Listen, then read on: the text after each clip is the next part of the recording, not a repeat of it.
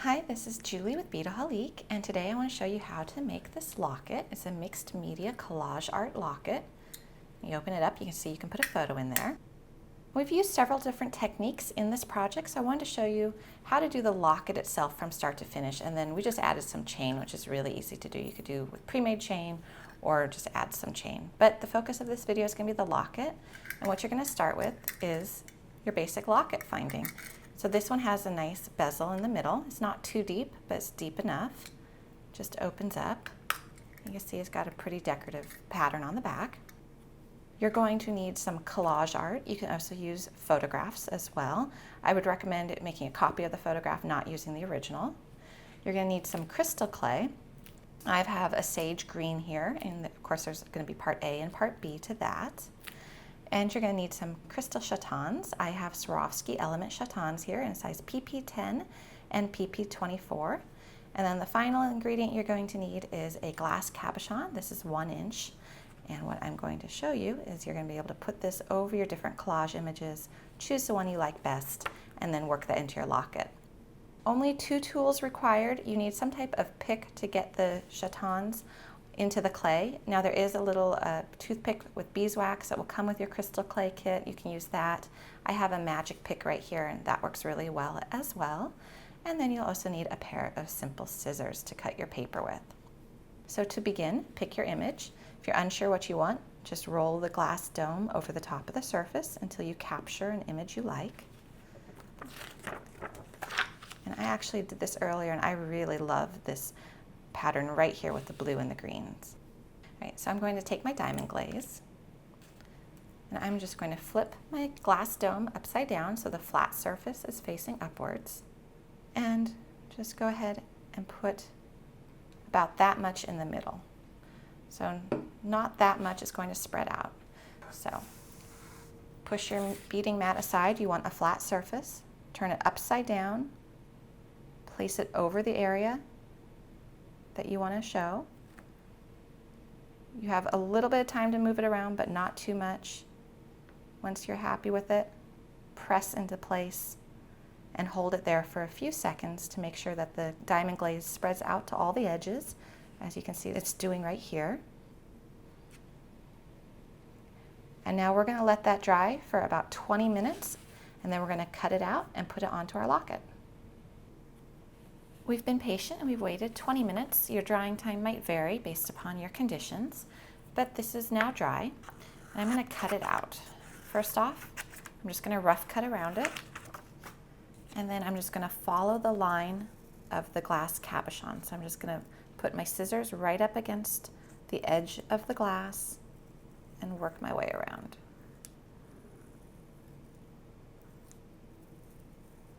There we go. So that is ready to go. And where we're going to put it is in the center of our locket. So to adhere it, I have Nunn design glue. I could have just as easily used crafter's pick or another white glue. And if you've seen my videos, you know I tend to not use toothpicks, but basically you just need to go ahead and get some glue on the back of your image.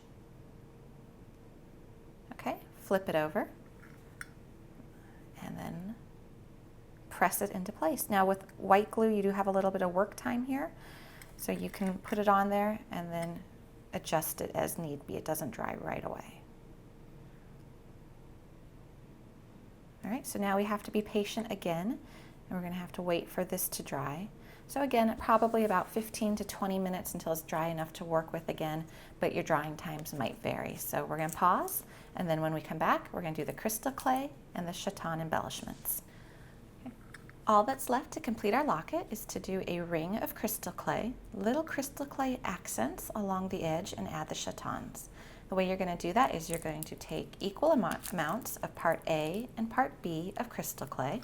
And crystal clay is an epoxy clay. It's self-hardening, so you're not going to need to bake it. And it's going to be very durable. You're going to have to estimate about how much you need.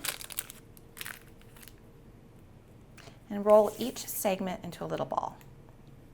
And actually, you don't want to do this on a mat. You want to have a clean surface, because the crystal clay will pick up any fibers.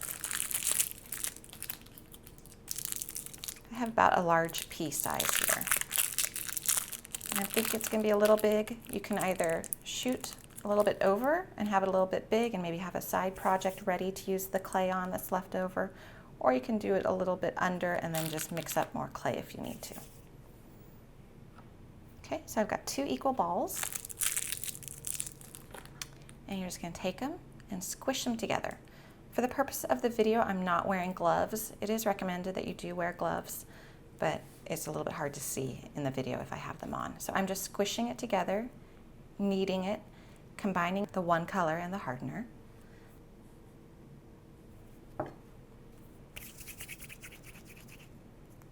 Roll it together. What your goal is to have it be one solid color and rid of all the different striations.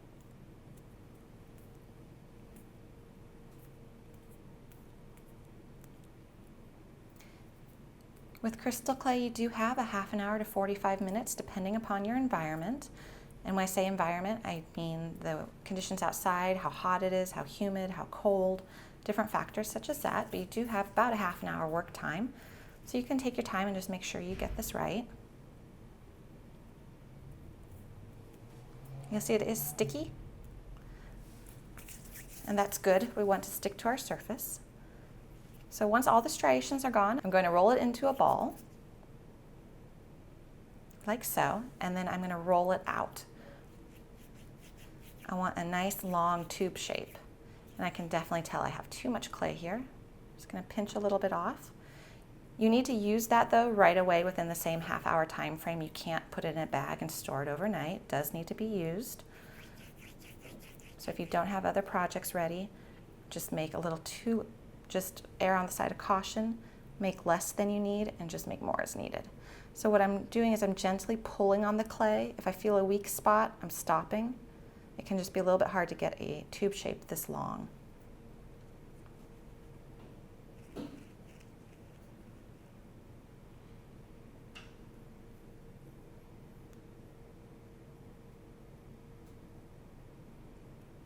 Just keep working with it. You want it to be even.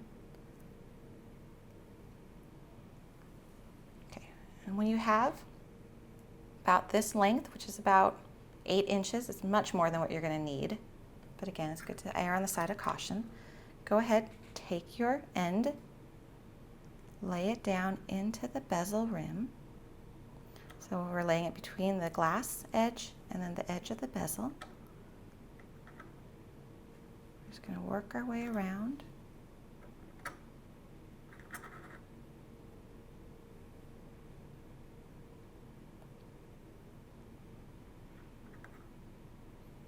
And I can already tell that this was a little bit thicker, so I'm going to pull that up. I'm going to pinch it off.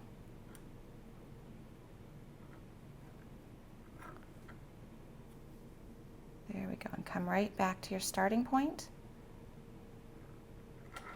And I'm just using my fingernail. There we go. Roll this into a ball so you can use it for your next project. We're actually going to use a little bit more here too. All right, so obviously that's not very attractive. So we're just going to use our fingers. This is clay and it is pliable. So you can mold it, you can smooth it out, you can squish it together. All right, so now go along the edge and press it into the little channel that was there. Don't worry about fingerprints at this point. You're not going to actually see them because we're going to be putting the crystals into the clay.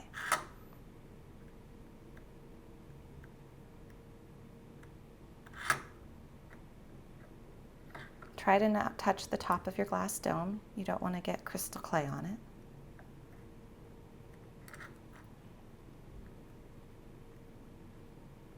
Okay, and we're back to this area.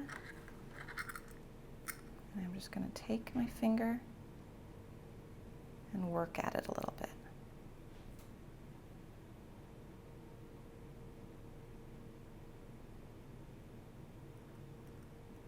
And I'm going to make sure that the first crystal I place is right over that seam so that we don't see it at all.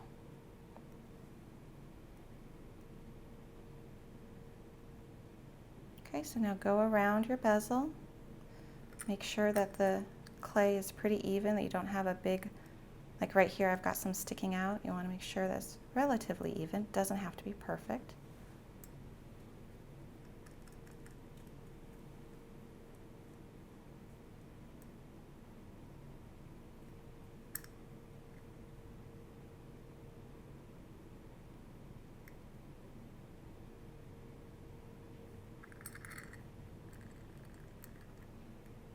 Okay, and that looks pretty good.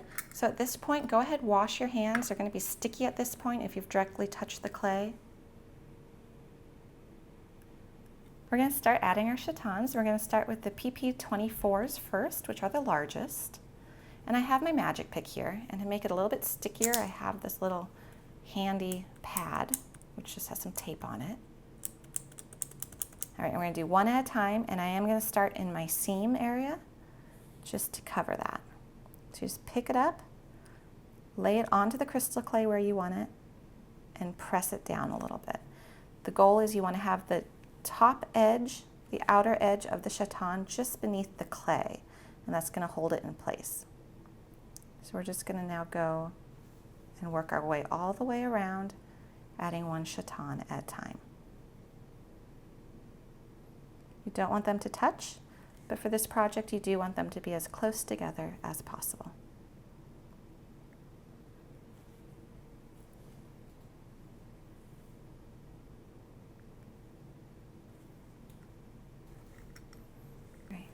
So I've gone all the way around. What I'm going to do now is I'm just going to take the tip of my magic pick or whatever applicator you're using, just press them down even further, because I know as I was doing this, I did not get all of them pressed in completely.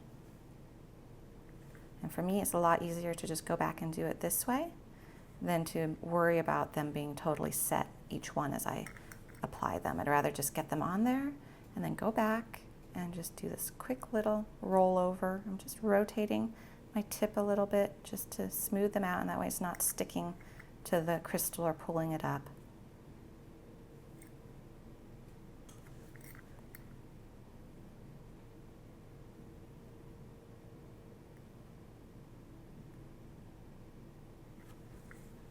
There we go.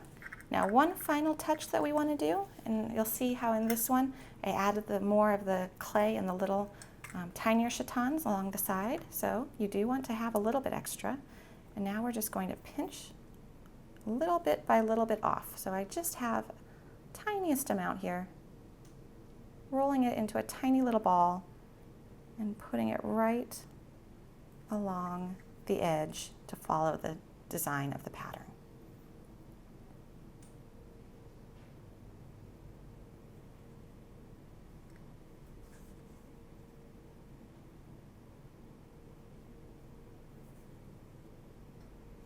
Probably seeing that sometimes I feel like I get a little too much, so I'm just taking my fingernail and removing a little bit of it.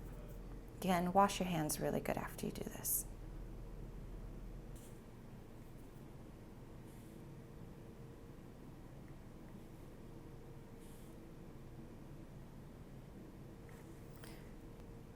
Okay, you can tell I have a lot of crystal clay left, so I'll definitely use that for another project here.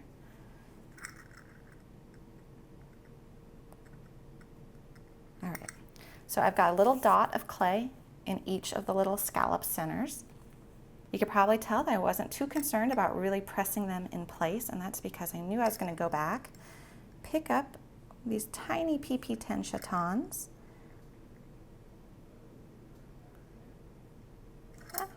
if I can. They can be a little tricky sometimes. And I am going to put one of each in the center of every little dot, and I'm going to use its force to press that dot into place. I'm just going to work my way around doing that.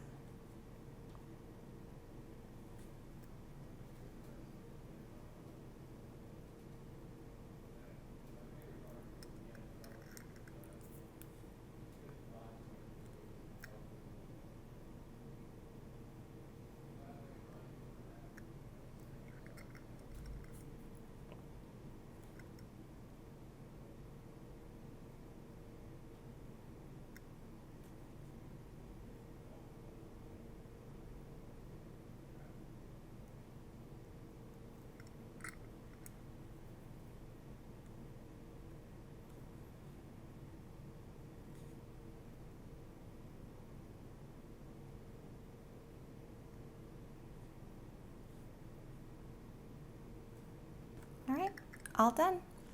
So we did that locket from start to finish. Here's 2 different takes on it, but the same process for both. And it's a fun and easy project, and it's a great personalized gift if you want to make one for a loved one or just a fun project for yourself. And this project and others can be found on Beadaholique.com in the free project section.